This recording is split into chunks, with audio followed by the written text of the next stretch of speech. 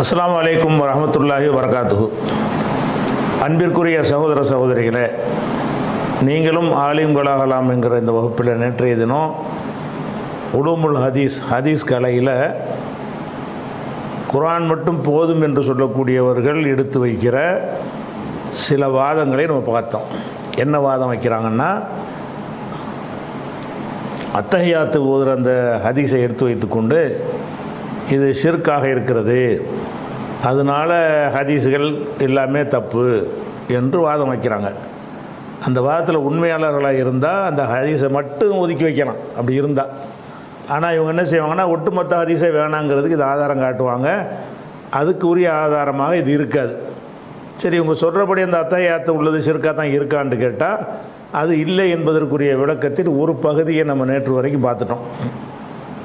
இன்னொரு விஷயம் என்னென்னு கேட்டால், இப்போ ரசூலுல்லாவுக்கு நம்ம சலாம் சொல்கிறோம், அஸ்ஸலாமு அலைக்க ஐயுஹன் நபின்னு நம்ம சொல்கிறோம். இந்த சலாமை பொறுத்த வரைக்கும் ரசூலுல்லாஹ் கேட்பாங்க என்பதற்காக நம்ம சொல்கிறோமா, அல்லது கேட்க மாட்டாங்க என்று தெரிந்து கொண்டு சொல்கிறோமா? அதுக்கு ஹதீஸ் என்ன சொல்லுதுன்னு பார்த்து, ஹதீஸை தான் விமர்சிக்கிறீங்க. ஹதீஸை விமர்சிப்பதாக இருந்தால் ஹதீஸில் அது குறித்து என்னென்ன விளக்கங்கள் வந்திருக்குதோ எல்லாத்தையும் வைத்து பார்த்து, இந்த அர்த்தத்தில் தான் இந்த ஹதீஸ் வருதுன்னு தெரிஞ்ச பிறகு தான் என்ன செய்யணும், அதை விமர்சிக்கணும். இப்போ ஹதீஸை நீங்கள் விமர்சிக்கிறீங்க, ஒரு ஹதீஸை எடுத்துக்கொண்டு விமர்சிக்கிறதுக்கு முன்னாடி இது எந்த பொருளில் சொல்லப்பட்டு இருக்கிறது, ரெண்டு பொருள் அது கொடுக்கலாம். ஒன்று, நேரடியாக ரசூலுல்லாஹ்ட்ட நம்ம சொல்வதை கேட்குறாங்க என்ற அர்த்தமும் கொடுக்கலாம். கேட்கலை வேறு அர்த்தத்தில் நம்ம சொல்கிறோம் என்றும் கொடுக்கலாம்.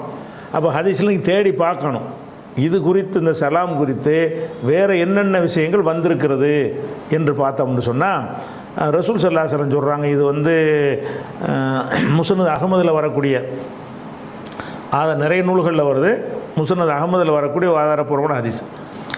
என்ன வருதுன்னு கேட்டால், இன்ன லில்லாஹி ஃபில் அர்லி மலாயிக்கத்தன், அல்லாவுக்காக இந்த பூமியில் சில வானவர்கள் இருக்கிறார்கள். இந்த பூமி முழுசும் வானவர்கள், சில பேர் சில வானவர்கள் நியமித்து வைத்திருக்கிறான். அவங்க என்ன செய்கிறாங்கன்னா, சையாஹின்னா அப்படி சுற்றி திரிந்து கொண்டே இருக்கிறார்கள் பூமி முழுசும். எதுக்காக திரிகிறார்கள்னா, யுபல்லிகூனி மின் உம்மத்தி அஸ்ஸலாம், என் உம்மத்திலிருந்து வருகிற சலாமை எனக்கு எத்தி வைப்பதற்காக வானவர்கள் இருக்கிறார்கள். அஸ்ஸலாமு அலைக்க ஐயுஹன் நபின்னு நம்ம சொன்னோம் என்று சொன்னால் இது ரசூலுல்லாஹ் கேட்காது. ஆனால் ஒவ்வொரு இடத்துலையும் வானவர்கள் இருக்கிறாங்க. இந்த வானவர்கள் என்ன செய்வாங்கன்னு கேட்டால், நான் சொல்கிற இந்த சலாமை கொண்டு போய் அந்த உலகத்தில் ரசூலுல்லாஹ்ட்ட கொண்டு போய் என்ன செய்வாங்க, இந்த துன்யா அல்லாத பர்சகில் இருப்பாங்க இல்லையா, அங்கே போய் உங்கள் உம்மத்திலேருந்து இவர் இப்போ சலாம் சொன்னார் என்று எடுத்து காட்டுவாங்க. அப்போ அதுக்கு அதிகமாக நேரம் வரும்னு நினைத்தால் அது நம்ம உலக கணக்கு அப்படி வரும். அங்கே உள்ள கணக்கு என்ன செய்யலாம், அல்லாஹ் அவனுடைய குதிரத்தை பயன்படுத்தி இப்படி மேராஜுக்கு போகும்போது ஒரு நேரத்தில் சில நேரங்கள் அவ்வளோயும் பார்த்தார்கள். அந்த மாதிரி எத்தனை கோடிக்கணக்கான சலாமாக இருந்தாலும் போய் செகண்டில் நெஞ்சிருவாங்க, ஏற்றி வச்சுருவாங்க. அது அந்த உலகத்தில் நிர்வாக முறையே வேறு. அப்போ இதில் ரசூலுல்லாஹ்வே விளக்கிட்டாங்க, நீங்கள் சலாம் சொல்வது நான் கேட்கவனா மாட்டேன், நான் கேட்குறதுக்காக நீங்கள் சலாம் சொல்லக்கூடாது.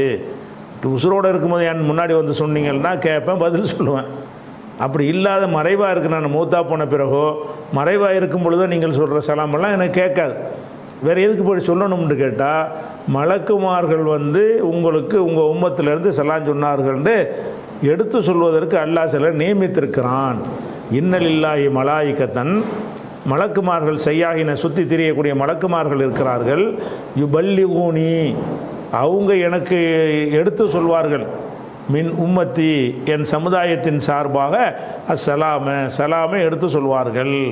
அப்போ நீங்கள் அத்தஹியாத்தில் உட்காந்துட்டு நான் அஸ்ஸலாமு அலைக்க ஐயுஹன் நபின்னு சொன்ன உடனே இது அடுத்த செகண்டு அதே செகண்ட் ரசூலுல்லாஹ்க்கு போயிடும். எப்படி போவோம், அவர்கள் இந்த உலகத்தில் கேட்க முடியாது, இந்த சொல்லு அப்படியே ரசூலுல்லாஹ்க்கு போகவும் முடியாது. மலக்குமார்கள் எல்லாம் நியமித்திருக்கிறதுனால அந்த வானவர்கள் என்ன செய்வாங்கன்னு கேட்டால், எடுத்து கொண்டு போய் ரசூலுல்லாஹ்ட்ட எத்தி வச்சுருவாங்க. அப்போ அஸ்ஸலாமு அலைக்க ஐயுஹன் நபி என்று சொல்வது அவங்க கேட்பாங்க என்பதற்கு நாங்கள் சொல்லலை. இது அல்லாஹ்வே அதை தூக்கிட்டு போய் அங்கே மலக்குமார் குணமாக என்ன செய்கிறான், எத்தி வைக்கிறான். அப்படின்றத ரசூலுல்லாஹ் விளக்கிட்ட பிறகு நீங்கள் ஹதீஸை தான் விமர்சனம் பண்ணுறீங்க. ஹதீஸில் வந்து எந்த ரசூல்லா வந்து அஸ்ஸலாமு அலைக்க ஐயுஹன் நபின்னு கற்று தந்தாங்களோ அவங்க தான் சொல்கிறாங்க. இது நீங்கள் எனக்கு இது மாதிரி சொன்னீங்கன்னு சொன்னால் நான் கேட்க மாட்டேன், மலக்குமார்கள் மூலமாக எனக்கு எடுத்து வைக்கப்படும். அது இன்னொரு வகையான ஒரு செட்டிங். அது உள்ள வேறு ஒரு ப்ரோக்ராம் மூலமாக அல்ல என்ன செய்வான், அவனுடைய சக்தியை பயன்படுத்தி எடுத்து காட்டுவான். அப்போ எடுத்து காட்டுறது தான் இதுக்கு அர்த்தம்னு சொன்ன பிறகு எப்படி நீங்கள் அத்தையாத்துக்கு அந்த அர்த்தம் செய்வீங்க? குரானில் வந்து அந்த மாதிரி நேராக கேட்குறாங்கன்னு வரும்போது என்ன பண்ணுறீங்க, அந்த ரசூல்மார்கிட்ட கேளுங்கன்னு சொல்லும்போது அது நேரடி அர்த்தம் அது இல்லை, அது இந்த கொடுக்கக்கூடாதுன்னு சொல்கிறீங்கல்ல.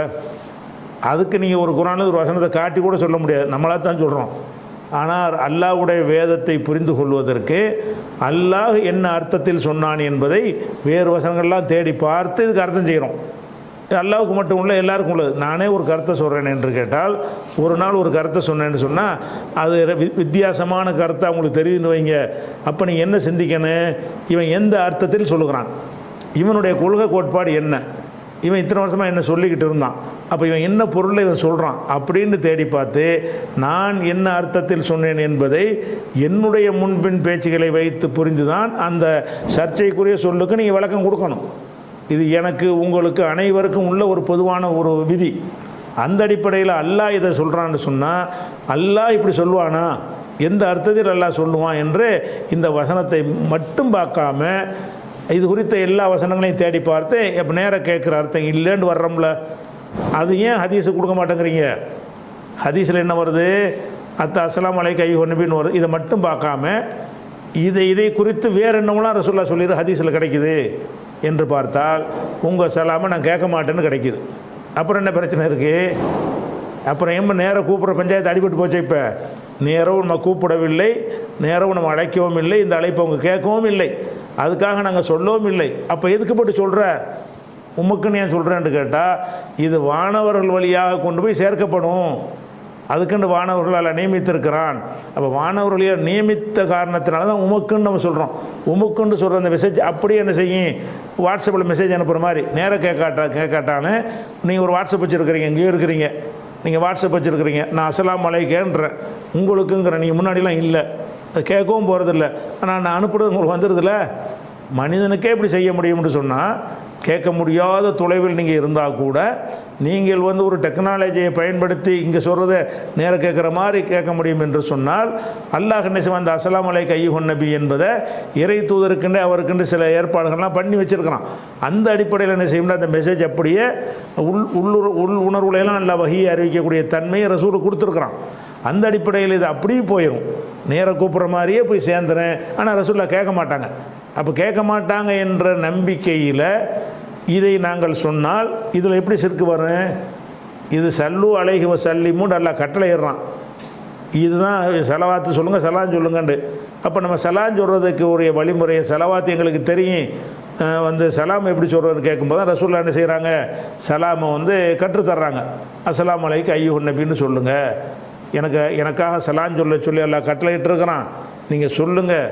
சொன்னதை வந்து நாங்கள் இதில் அப்படி இல்லை, வேறு ஹதீஸில் வச்சு என்ன வழங்குதுன்னா நான் கேட்கவும் மாட்டேன், உங்களுக்கு அல்லாஹ் போட்ட கட்டளைக்காக சலாத்தை சொல்லிவிடுங்க, அது எனக்கு எப்படி வரும்னு கேட்டால் வானவர்கள் வரும். அப்போ ஹதீஸில் வந்து இதனுடைய நேரடி அர்த்தம் இல்லை என்று சொல்வதற்குரிய சான்றுகள் நிறைய இருக்கும் பொழுது அப்போ ஏன் இதுக்கு மட்டும் சிறுக்குன்னு சொல்கிறீங்க? குர்ஆன் வசனத்துக்கு வந்து வேறு வசனங்களை வைத்து அந்த விளக்கம் கொடுக்க முடியும் என்று சொன்னால் ஹதீஸுகளுக்கு வந்து அந்த மாதிரியான வேறு ஹதீஸுகளை வைத்து இந்த அர்த்தத்தில் இது சொல்லப்படலை. அர்த்தம் அது இல்லைன்னு மறு என்ன உங்களுக்கு பஞ்சாயத்து? அதில் நபியை உமக்கு சலாம் உண்டாகட்டுமாகன்னு நம்ம கூப்பிட்றதுக்கு சொல்லவே இல்லை. அப்புறம் என்ன உங்களுக்கு விவகாரம்? வேறு எதுக்கு சொல்கிறீங்கன்னு கேட்டால் அதுக்கு விளக்கமும் ஹதீஸில் இருக்கிறது.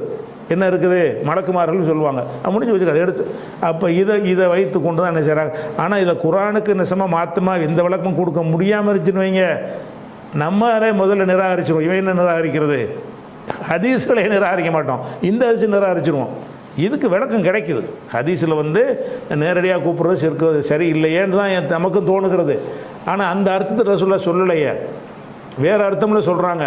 அப்போ வேறு அர்த்தம் வந்து சிறுக்கான அர்த்தமாக இல்லையே, மலக்குமார்கள் மூலமாக எது வேணாலும் எனக்கு கொண்டு சேர்க்கலாமே. வேறொரு உலகத்துக்கு மீடியேட்டர் அவங்க இருக்கிறாங்கல்ல, நேருக்கு நேரம் தான் பேச முடியாத தவிர இந்த மீடியேட்டர்கள் வழியாக எல்லாமே போய் சேருமே. அப்படின்னு சொல்லும் பொழுது அப்போ இதை நம்ம அகீதாவே குர்ஆன் ஹதீஸில் சொல்லக்கூடிய அனைத்து விஷயங்களோடு ஒத்து போகக்கூடிய வகையில் தான் இது இருக்கே தவிர இது முரண்படுற வகையில் இல்லை. இப்போ சில கேட்டாங்கன்னா என்ன செய்யணும், அவங்களுக்கு 2 பதில் சொல்லணும். குர்ஆனுக்கு மாற்றமாக ஒரு ஹதீஸ் இருந்தால் உன்னுடைய கடமை என்ன, அந்த ஹதீஸை விட்டுட்டு மற்றதை ஏற்றுக்க அப்படி நீ வாதிடணும். ஒரு ஹதீஸு மாற்றமாக வந்ததுனால ஹதீஸை தேவையில்லைன்னு முடிவுக்கு வரலாமா, அது மடமை. சரி, எந்த ஹதீஸ் முரணாக இருக்குங்கிற நிஜமாக முரணாக இருந்தால் நம்ம அதை மட்டும் தள்ளிடுவோம். நீ சொல்கிறது நிஜமாக முரணாக இருக்குதா, இந்த குறிப்பாக அத்தஹியாத்து இருக்கான்னு கேட்டால் இல்லை, இப்படிலாம் சிலது என்ன செய்வாங்கன்னு சொல்லுவாங்க. அதே மாதிரி இப்போ நம்ம இறந்து போனவர்களுக்கு சலான் சொல்கிறோம். கபிரிஸ்தானில் போய் சலான் சொல்கிறோம். எப்படி அஸ்ஸலாமு அலைக்கும் யா அஹ்லல் குபூருங்கிறோம். இப்போ ரசூலுல்லாவுக்கே கேட்காதுன்னு சொல்லியாச்சு. அப்போ கபிரிஸ்தானில் போய் சொன்னால் கேட்க முடியாத அர்த்தம், கேட்காது. ஏன் கேட்காதுங்கிறோம், அதுவும் எதையும் கூட அவங்க சொல்லலாம். இதை அவங்க எடுத்து வைக்கலை, நாளை பின்ன எடுத்து வைக்கலாம். இந்த தேடிக்கிட்டு அத்தஹியாத்து மாதிரி கபராளிக்கு சலான் சொல்கிறாங்க, அதுவும் மாற்றமாக இருக்குது என்றும் வாதம் வைக்கலாம். வாதம் வச்சு அதே பதில் தான். கபராளிக்கு சலான் சொல்லுவாங்க என்பது அவரே கேட்குறாருங்கிற அடிப்படையில் சொல்லப்படுதா, இல்லை. ஏன் இல்லைங்கிறோம், இப்போ கபராளிக்கு சலான் சொல்கிறது தான் வருதுல. கபராளிக்கு சலான் சொல்கிறது பல ஹதீஸ் இருக்குது. எப்படி வருது, அஸ்ஸலாமு அலைக்கும் தார கௌமின் முமினீன் ஓ இன்னா இன்ஷா அல்லாஹு பிக்கும் லலாஹிக்கூன், நாங்கள் அஸ்ஸலாமு அலைக்கும் உங்கள் மீது சலாம் உண்டாகட்டுமாக, யார் கபூரில் போய் சொல்கிறது. அப்போ கபூரில் போய்கிட்டு அஸ்ஸலாமு அலைக்கும்னு சொல்கிறீங்களே, அப்போ இதை அவங்க கேட்கலை, அத்தஹியாத்து தான் கேட்குறாங்க. அத்தஹியாத்து மாதிரி இதை வச்சும் நாளை கேட்கலாம். நம்ம தேடி பார்த்த வரைக்கும் இந்த கேள்வி அவங்க கேட்கலை, கேட்க வாய்ப்பு இருக்கிறதுனால நானே வழியை அது கூடுதலாக சொல்லிக்கிறோம். அப்போ நபியின் மீது சலான் சொல்கிற மாதிரி இறந்து போன ஆட்களுக்கும் நம்ம சலான் சொல்கிறோம், கேட்பாங்கன்னு சொல்கிறோம். அப்படி நேரடியாக கூப்பிட்டா தப்பு தானே. மூத்தா போயிட்டாங்க, மூத்தா போய் அவங்களுக்கு நமக்கு தொடர்பு இல்லை, கேட்க மாட்டாங்கன்னு குர்ஆனில் இருக்குது. அங்கே போய் நின்று அஸ்ஸலாமு அலைக்கும்னா கேட்க முடியும் சொல்கிறீங்களே அப்படின்னு கேட்டால் அது நியாயமான கேள்வி தான். ஆனால் இதை சொல்லும்போது அவங்க கேட்பார்கள் என்பதற்கு நம்ம சொல்லுகிறோமா, அல்லது ஒரு பிரார்த்தனையாக சொல்லுகிறோமா? கேட்குறாங்கங்கிறதுக்கு சொன்னால் குர்ஆனுக்கு மாற்றோம். அஸ்ஸலாமு அலைக்கும் நீங்கள் சொன்னோன்னு அவங்க கேட்பாங்க, அந்த அர்த்தத்தை நீங்கள் சொன்னீங்கன்னா கேட்க மாட்டாங்கங்கிற வசனத்துக்கு இது மோதுதுன்னு சொல்லலாம். ஆனால் இதில் இந்த வார்த்தை எப்படி இருக்குது, உங்களை நோக்கி சலாம் உண்டாகட்டுமாகன்னு இப்படி இருந்தாலும் அவங்க கேட்பாங்க என்பதற்காக சொல்கிறோம்னா அப்போ நீங்கள் என்ன செய்யணும், இது பற்றி வர்ற ஹதீஸ்கள்லாம் எல்லாத்தையும் தேடணும். இந்த அர்த்தத்தில் தான் ரசூல்லா சொன்னாங்களா என்பதை நீங்களும் நானும் வியாக்கியானம் கொடுக்கக்கூடாது. ரசூல்லா இதை பற்றி என்னென்னலாம் பேசியிருக்கிறாங்க, இறந்து போனவரை குறித்து என்னென்னலாம் பேசியிருக்கிறாங்கன்னு தேடி கொண்டாந்து வைக்கணும். அப்போ அந்த விளக்கத்தை வைத்து கொண்டு சிந்தித்து பார்த்தீங்கன்னு சொன்னால் இது நேரடியாக நம்ம சலான் சொல்கிற ஒரு அர்த்தத்தில் இல்லை. இன்னும் சொல்ல போனால் நம்ம அஸ்ஸலாமு அலைக்கும் சொன்னோன்னா எந்த கபூரில் இருந்தாது அலைக்கும் சலான்னு உங்களுக்கு சத்தம் வரவா செஞ்சிச்சு, அவங்க பதில் நமக்கு சொல்லுவாங்கங்கிறதுக்காக நம்ம என்ன செய்கிறதில்ல, சலான் சொல்கிறது கிடையாது. அப்போ வேறு எதுக்கு சொல்கிறோம் அப்படின்னு கேட்டால் ரசூலுல்லாஹ் நமக்கு விளக்கிட்டாங்க. எப்படி விளக்கிட்டாங்க, ஒருவரை கபூரில் வைக்கிறாங்க, வச்ச உடனே அந்த விசாரணை நடக்குது, முன்கர் நக்கீர் விசாரணை நடக்கும். நடந்தவுடனே கேள்விக்கெல்லாம் பதில், அதே ஒன்று சின்ன ஒரு மைக்ரோ செகண்ட் முடிஞ்சு போயிடும். அந்த விசாரணை என்பது இருக்குத, அது வருஷக்கணக்கு மாதக்கணக்கு விசாரணை இல்லை. ஒன்று இறைவன் யார், அது மார்க்கம் என்ன, அது மாதிரி சில கேள்விகள்லாம் கேட்கப்படும். அப்போ கேட்டவுடனே அவர் பதில் சொல்லிடுவார். நல்ல பதில் சொல்லிட்டாருன்னா என்ன சொல்லுவாங்க, நீ தூங்கு, எது வரைக்கும் தூங்கு, கியாம நாளில் எல்லாம் எழுப்புற வரைக்கும் தூங்குன்றுவாங்க. அப்போ கெட்டவனாக இருந்தான்னு வைங்க, பதிலில் தேரலைன்னு சொன்னால் அவனு தண்டிக்கப்படுவான். எது வரைக்கும் தண்டிக்கப்படுவான்னு கேட்டால் கியாம நாள் வரைக்கும் தண்டிக்கப்பட்டுக்கிட்டே இருப்பான்னு 2 தான் இருக்குது. அப்போ இறந்தவர்கள் இங்கே சலான் சொல்லும்போது அவங்க 2 நிலையில் இருப்பாங்க. அந்த பரீட்சையில் பாஸ் ஆகிட்டாங்கன்னு சொன்னால் தூங்கிக்கிட்டே இருப்பாங்க. எந்த மாதிரி தூங்குவாங்க, புது மாப்பிள்ளை போல் தூங்குவாங்க. யாரும் எழுப்புனா கூட எந்திரிக்காத வகையில் அடித்து போட்ட மாதிரி தூங்குவாங்க. அப்படி தூங்குற ஆள்கிட்ட போய் அஸ்ஸலாமு அலைக்கும் நான் கேட்குமா அவருக்கு? அப்போ அந்த ரசூலுல்லாஹ் தான் சொல்கிறாங்க, நீ அஸ்ஸலாமு அலைக்கும்னு சொல்கிறாங்க, அவர் தூங்கிக்கிட்டு தான் இருப்பார்னு சொல்கிறாங்க. அப்போ இந்த அஸ்ஸலாமு அலைக்கும்ங்கிறது இறந்து போனால கூப்பிடுறதுக்கு சொன்னது கிடையாது, ஒரு பிரார்த்தனை. உங்கள் மீதுன்னு சொல்கிறோம், அவர்கள் மீதுன்னு அர்த்தம். அது அவர்களுக்கு சாந்தி உண்டாகட்டுங்கிறது தான் இந்த வார்த்தையை கொண்டு சொல்லுகிறோம். சரி, ஒரு கெட்டவனாக இருந்தான்னு வைங்க, கபூரில் உள்ளவன், அவனாக இருந்தால் என்ன செய்வாங்கன்னா அடி வாங்கிட்டு இருப்பாங்க.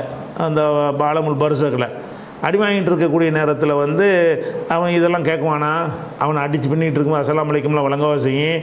அப்போ அவன் நல்லவனாக இருந்தாலும் சரி கெட்டவனாக இருந்தாலும் சரி நம்ம சொல்கிற சலாமை கேட்கும் நிலையில் அவன் இருக்க மாட்டான் என்றும் ரசூலுல்லாஹ் விளக்கிட்டாங்க. இப்போ ஏன் ஹதீஸை நீங்கள் சொல்கிறேன்னு கேட்கக்கூடாது. அவன் ஹதீஸில் கேள்வி கேட்கும் பொழுது தான் ஹதீஸில் என்னவெல்லாம் இருக்குதுன்னு சொல்ல வேண்டியது. அப்போ அஸ்ஸலாமு அலைக்கும்க்கு அர்த்தத்தை நீ எங்கேருந்து எடுக்கணும்? நீ நான் அர்த்தம் செய்யக்கூடாது. நேரடியாக பார்க்கும் பொழுது என்ன இருக்குது? உங்கள் மீது சலாம் உண்டாகட்டுமாகனா கூப்பிட்டு சலாம் சொல்கிற மாதிரி இருக்குது. கூப்பிட்டு சலாம் சொன்னால் குரானுக்கு மாற்றம் தான். ஏன்? செத்து போனாலும் கேட்க மாட்டாங்கன்னு குரானில் இருக்குது. அப்போ இன்னக்கலா துஸ்மியுல் மௌத்தா, மௌத்தாக்களை செவியேற்க செய்ய முடியாதுன்னு தெளிவாக குரானில் இருக்குது. அதுக்கு மாற்றமாக இருக்குமே ஆனால் அது சரி இல்லைங்கிற வாதம் கரெக்டு தான். ஆனால் அந்த அர்த்தத்தில் ரசூலுல்லாஹ் சொன்னாங்க. அப்போ ரசூலுல்லாஹ் எந்த அர்த்தத்தில் சொன்னாங்கன்னு எங்கேருந்து தேடணும்? ரசூலுல்லாஹ்வுடைய சொற்கள்லேருந்து தான் தேடணும். ரசூலுல்லாஹ்வுடைய சொற்கள் இதை பற்றி என்னவெல்லாம் பேசியிருக்கிறாங்க என்று தேடி பார்த்தோம் என்று சொன்னால் அவங்க என்ன செய்கிறாங்க? அந்த கபருடைய அடக்கம் செய்யப்பட்ட பிறகு என்ன நடக்கும் என்பதை விளக்கிட்டாங்க.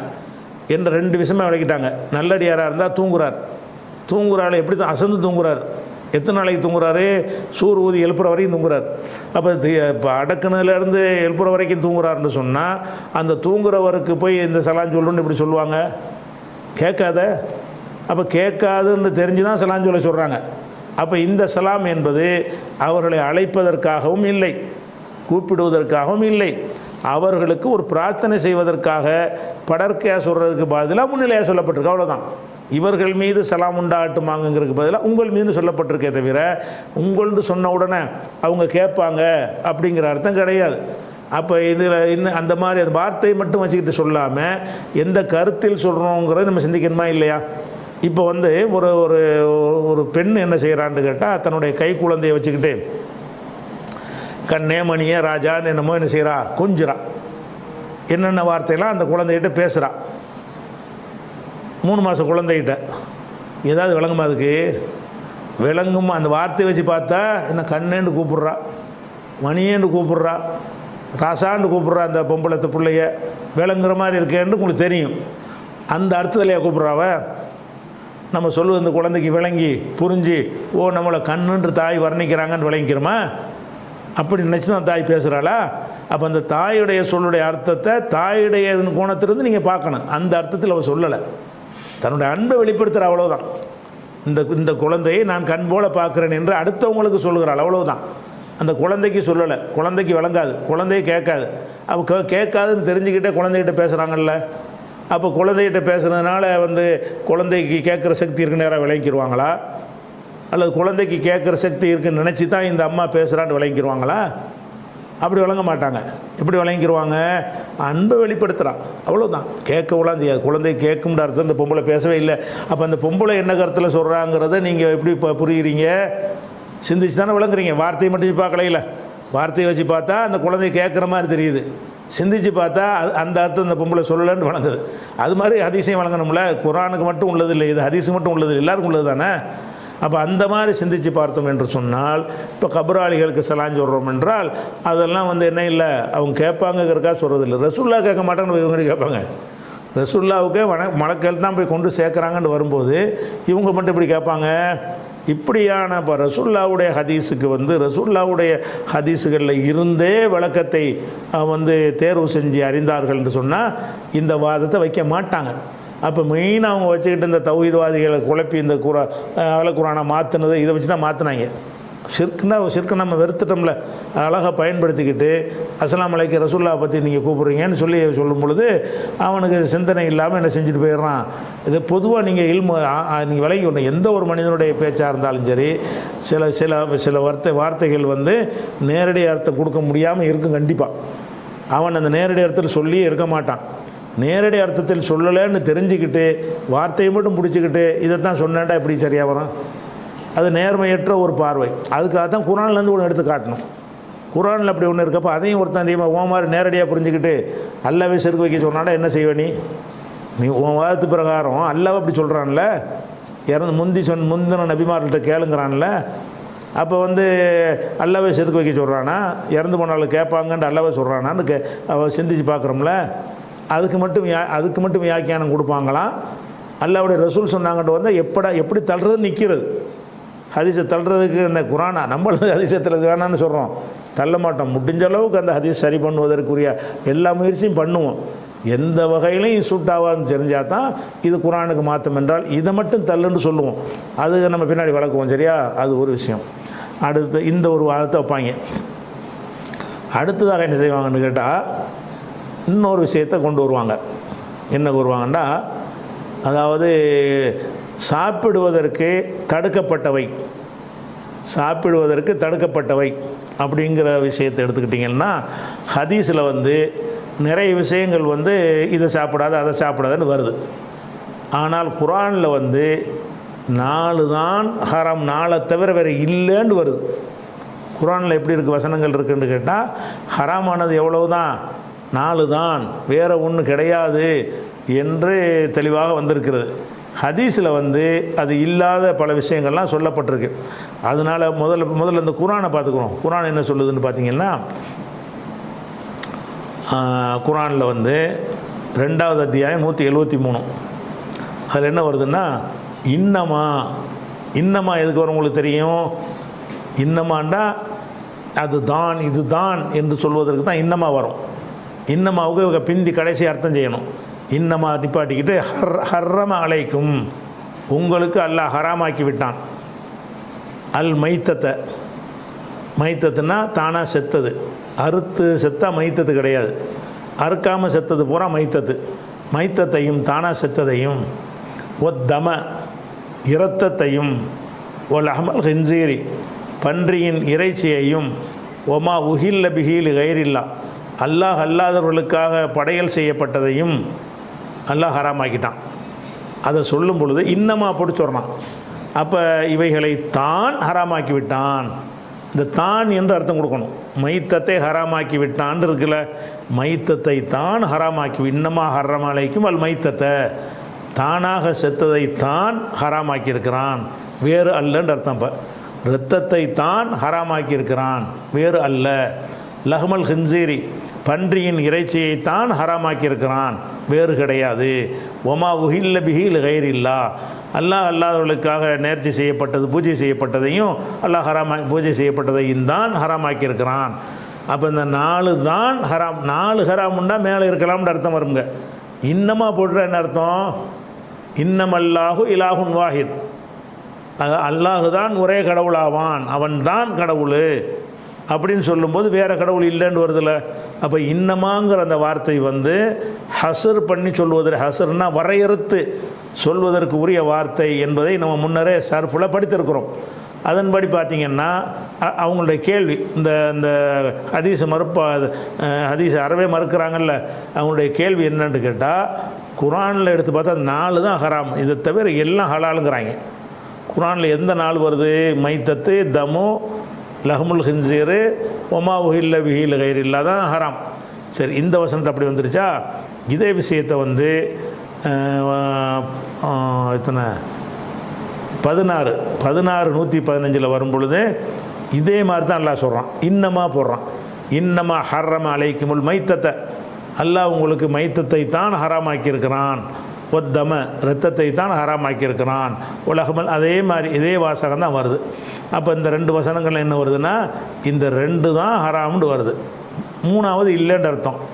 அதை விட தெளிவாக இன்னொரு வசனம் வருது, குல் நபி நீங்கள் சொல்லுங்கள், லா அஜிது நான் காணவில்லை, ஃபீமா ஊஹிய இலைய எனக்கு அருளப்பட்டதில்லை, மாண்டா அல்லதின்னு அர்த்தம், ஃபில்லதி ஊஹிய இலைய எனக்கு வஹியாக அறிவிக்கப்பட்டதே அதில் நான் காணவில்லை, முஹர்ரமன் ஹராமாக்கப்பட்டவைகளாக நான் காணவில்லை, அலா தாயிமின் எத்தாமுகு உண்ணக்கூடியவன் உண்பானே அந்த உண்பவன் மீது ஹராமாக்கப்பட்டதாக நான் காணவில்லை, இல்லா ஐய கூண மைத்தத்தன் அது மைத்தத்தாக இருந்தாலே தவிர வேறு ஒன்றை காணவில்லை.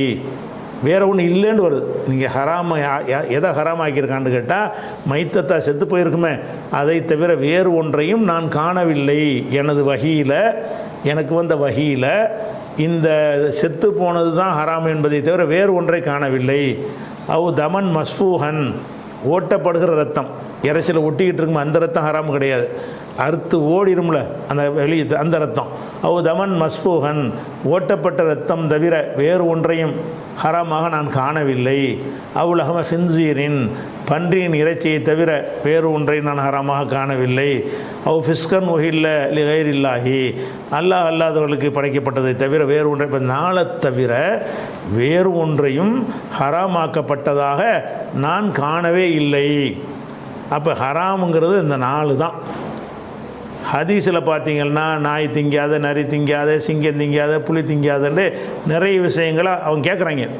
நிறைய அந்த ஹதீஸெல்லாம் எடுத்து போட்டு என்ன செய்கிறாங்க, நிறைய ஹதீஸுகளில் என்ன செய்யுதுன்னு கேட்டால், இந்த நாளோடு நிப்பாட்டிக்கிறாம நாயை திண்டா உங்களுக்குன்னு, நிறைய திண்டா உங்களுக்குன்னு. அல்லாஹ் வந்து பன்றியை தானே ஹராமாக்கியிருக்கிறான். பன்றியை தவிர வேறு எந்த உயிரினத்தையும் ஹராம்னு சொல்லவே இல்லையே. மற்றதெல்லாம் ரத்தம், அது மாதிரி வந்து மைத்தத்து, ரத்தம், இது அதுதான் சொல்லி காட்டுறான். சரியா? பன்றி இறைச்சி தானாக செத்தது ஹராமு, பன்றி இறைச்சி ஹராமு, ரத்தம் ஹராமு, பூஜிக்கப்பட்டது ஹராம். இந்த 4 தான் நல்லா சொல்கிறான். ஹதீஸில் இந்த 4 மட்டுமா இருக்குது. அதோட இன்னும் கேட்பாங்க. என்ன கேட்பாங்கன்னா, அதாவது 66வது அத்தியாயத்தில் 1வது வசனத்தை எடுத்துக்கிடுவாங்க. எடுத்து கேட்பாங்க, யா யுஹன் நபியே லிமத்து ஹர்ரிமு மா அஹல்லல்லாஹு லக்க, அல்லாஹ் உனக்கு ஹலாலாக்கு நீ எப்படி ஹராமாக்குற? அப்போ ரசூலுல்லாஹ்வுக்கு ஹராமாக்குற அதிகாரம் கிடையாதுன்னு வேறு. இதிலேருந்து 66:1 வசனத்தை பார்த்தீங்கன்னா, லிமத்து ஹர்ரிமு நீ எதுக்கு ஹராமாக்குகிறாய், மா அஹல்லல்லாஹு அல்லாஹ் உனக்கு ஹலாலாக்கியதை, இலக்க உனக்கு ஹலாலாக்கியதை நீ எப்படி ஹராமாக்குகிறாய்? அப்போ ஹராமாக்குற அதிகாரம் ரசூலுல்லாஹ்வுக்கு இல்லை. இது எல்லாத்தையும் எடுத்து வச்சுக்கிடுவாங்க. எடுத்து வச்சுட்டு என்ன செய்வாங்கன்னு கேட்டால், இப்போ ஹதீஸுக்கு வருவாங்க. எடுத்து வைத்துக்கொண்டு ஹதீஸில் எப்படி வர்றது, சில ஹதீஸுகளை பார்த்தீங்கன்னு சொன்னால் இப்படி இதெல்லாம் ஹராம்னு வருது. இதெல்லாம் வருதுன்னு கேட்டால், அதாவது புகாரியில் நிறைய வருது. ஒன்று சாம்பிளுக்கு தான். புகாரியில் 5530. அதில் என்ன வருதுன்னு கேட்டால், நகா ரசூல் ஸல்லல்லாஹு அலைஹி வஸல்லம் நகா தடுத்தார்கள், அன் அக்லி குல்லி தீனாபின் மின சிபாயி. சிபானா வனவிலங்குகள். வனவிலங்குகளில் நாபுண்டா விசப்பல், இந்த பல் பெருசாக இருக்கும்ல, மேப்பல்லில் 2 பற்கள் மட்டும் கொஞ்சம் நீளம் கூடுதலாக இருக்கும். எல்லாம் சமமாக, கழுதை, குதிரை, மாடு, மனுஷனுக்கெல்லாம் சமமாக இருக்கும். மனுஷனுக்கு மட்டும் கொஞ்சம் பெருசாக இருக்கும். அந்த விசப்பல்லுங்கிறது சின்ன அளவில் கொஞ்சம் கூட இருக்கும்.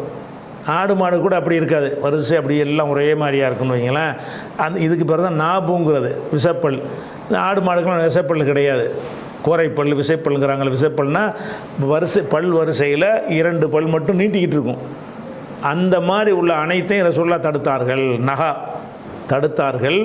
அன் அக்லி குல்லி தீனாபின், அக்கல்னா சாப்பிட்றது, குல்லி தீனாபின்னா நாபு உடைய, நாபுனா கோரைப்பல், கோரைப்பல் உடைய, தீன்னா உடைய, தீன்னு படித்தோம்ல, ஏற்கனவே படிச்சிருக்கிறோம்.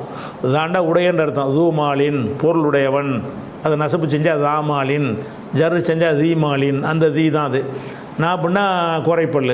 அப்போ தீனாபின்னா கோரைப்பல் உடைய, குல்லுனா கோரைப்பல் ஒவ்வொன்றையும், அக்கல்னா சாப்பிட்றது. அப்போ நகா ரசூலுல்லாஹ் தடுத்தார்கள், அன் அக்லி குல்லி தீனாபின் கோரைப்பல் உடைய ஒவ்வொன்றையும் சாப்பிடுவதை விட்டு தடுத்தார்கள். மினசிபாய் விலங்குகளில், விலங்குகளில் வந்து கோரைப்பல் உள்ள விலங்கை சாப்பிடாத. இதில் எத்தனை வரும்? ஏராளமாக வரும். அல்லாஹ் சொல்வது வந்து பன்றி மட்டும்தான் சொல்கிறான். மற்றது செத்தது, எது செத்தாலும் அதை சொல்லிடுறான். அது ஒரு பிராணின்னு சொல்வதாக இருந்தால் அல்லாஹ் இதைத்தான் ஹராமாக்கியிருக்கிறான், பன்றியை மட்டும்தான் ஹராமாக்கியிருக்கிறான். இதெல்லாம் நீ இப்போ இதன்படி எது வரும்? பூனை திங்கக்கூடாது, விஷப்பல் இருக்குது. நாய் திங்கக்கூடாது, விஷப்பல் இருக்கிறது. சிங்கம், புலி, கரடி அதெல்லாம் திங்கக்கூடாது, அதுக்கெல்லாம் விஷப்பல் இருக்கிறது. அது மாதிரி வனவிலங்குகளில் ஏராளமான விலங்குகள் வந்து நமக்கு ஹராமாகி போயிடுது. ஆனால் இது வந்து குர்ஆனோட மோதுதா இல்லையா கேட்குறாங்க. அல்லாஹ் சொல்கிறான், நாளை தவிர கிடையாதுங்கிறான். நாளை தவிர வேறு ஒன்றையும் நான் ஹராமாக்குனதாக காணவே இல்லை அப்படின்னு அல்லாஹ் சொல்லிட்டான். ஆனால் ரசூலுல்லாஹ் என்ன செய்கிறாங்கன்னு கேட்டால், ஏராளமான விஷயங்களை இந்த ஒரு சொல்லில் ஹராமாக்கிறாங்க. ஏராளமான விஷயங்களை என்ன செய்கிறாங்க, உயிரினங்களை ஹராமாக்கிறாங்க. அதுக்கு அடுத்தது இன்னொன்று சொல்கிறாங்க. என்ன செய்கிறாங்கன்னா, முஸ்லீமில் வரும்போது பறவைக்கும் சொல்கிறாங்க, அன் குல்லி தி மிஹ்லபின். மிஹ்லபுன்னு சொன்னால் அந்த கூரிய நகங்கள் இருக்கும்ல, நகம் இப்படி வரைஞ்ச நகம் காலில். அப்போ கூரிய நகம் உள்ள ஒவ்வொரு நகம்னா வேட்டையாடுறதுக்குள்ள நகம் எல்லாத்துக்கும் இருக்கு. அதை கொண்டே வேட்டையாடும்ல. இப்போ வந்து கோழிக்கெல்லாம் கூட நகம் இருக்குது. நகத்தை கொண்டு வேட்டையாடாது, வாயை கொண்டு தான் வேட்டையாடும். நகத்தை கொண்டு ஒரு பொருளை பிடிச்சி தூக்கிட்டு வந்து அந்த மாதிரி விஷயத்தை வந்து செய்யாது கோழிலாம். ஆனால் சில கழுகு இது மாதிரி பிராணிகள் என்ன செய்யும், அது வேட்டையாடுவதற்கு பயன்படுத்துவது அந்த நகத்தை தான். அப்போ கூரிய மிகுலப்புன்னு அதுக்கு தான் சொல்கிறோம், வேட்டையாடும் நகங்கள். அப்போ வேட்டையாடும் நகங்கள் எதுக்கெல்லாம் இருக்கிறதோ அந்த பறவைகள் எல்லாம் வந்து ஹராமுன்ட்டாங்க. இதில் எத்தனை பறவை அடங்கும்? இதில் என்ன செய்யும்? பல பறவைகள் அடங்காது, ஆனால் பல பறவைகள் அடங்கும். அப்போ வந்து ஏராளமான அல்லாஹ் வந்து 4ங்கிறான்.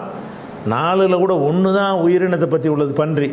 மற்றதெல்லாம் ரத்தம், தானா செத்தது, இறைவன் அல்லாது பூஜிக்கப்பட்டதுங்கிற அது வேறு மாதிரி டைப்பில் உள்ளது. உயிரினத்தை பேசுறது ஹின்சீர் மட்டும்தான் அல்லாஹ் சொல்லி காட்டுறான். அப்போ அல்லாஹ் வந்து பன்றி மட்டும் ஹராமாக்கி இருக்கும்போது ஹதீஸ் என்ற பேரில் என்ன செய்கிறீங்க? நீங்கள் வாட்டுக்கு அது கூட இது கூடாதுன்னு சொல்லி தாறுமாறாக ஹராமாக்குறீங்க.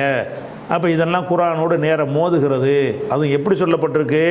இந்த 4ஐ தவிர வேறு இல்லைன்னு சொல்லப்பட்டிருக்கு. 4 ஹராமாக்கிறான்னு முட்டையாக சொன்னால் கூட பிறகு வேறு ஒன்று சேர்த்துக்கிட்டாலும் தப்புண்டு வராது. எப்படி சொல்லப்படுதுன்னா 3 வசனத்தில் இன்னமாண்டு போட்டு வருது, இதைத்தான் என்று வருகிறது. ஒரு வசனத்தில் லா அஜிது, நான் காணவே இல்லை, என்னுடைய வகையில் இந்த 4ஐ தவிர வேறு காணவே இல்லைன்னு வருகிறது. அப்படி ரசூலுல்லாஹ்வை சொல்லி குர்ஆன் சொல்லும் பொழுது இம்புட்டு தானே ஹராமாக்குறீங்க நீங்கள். அவங்க கருத்துப்படி எல்லாத்தையும் திங்கலாம். சிங்கம், புலி, கரடி எதை வேண்டாலும் என்ன செய்யலாம். நாய், நரி, ஓநாய் எதை வேண்டாலும் திங்கலாம். அந்த குர்ஆன் மட்டும் போதுங்கிற ஆளுக்கு கருத்து பிரகாரம் 4 தடவை கிடையாது தானே. அதை வச்சு என்ன செய்கிறாங்கன்னா இதெல்லாம் வந்து ஹதீஸ் வந்து இஷ்டத்துக்கு குர்ஆனோட மோதுகிறது. குர்ஆனில் இவ்வளோ தான் லிமிட் பண்ணி சொல்லியிருக்கும் பொழுது குர்ஆனுக்கு மாற்றமாக ரசூலுல்லாஹ் சொன்னதாக வர்றதுனால இது வந்து சரியில்லை அப்படின்னு சொல்கிறாங்க. இன்னும் வேறு விஷயங்களும் இருக்குது இதன் தொடர்ச்சியாக. அதையெல்லாம் பார்த்துட்டு பதில் 2வது பார்ப்போம். முதல்ல அவங்க என்ன சொல்கிறாங்கன்னு பார்க்குறோம், ஆன்சர் வந்து என்ன செய்கிறோம் அது பிறகு பார்க்குறோம். அஸ்ஸலாமு அலைக்கும்.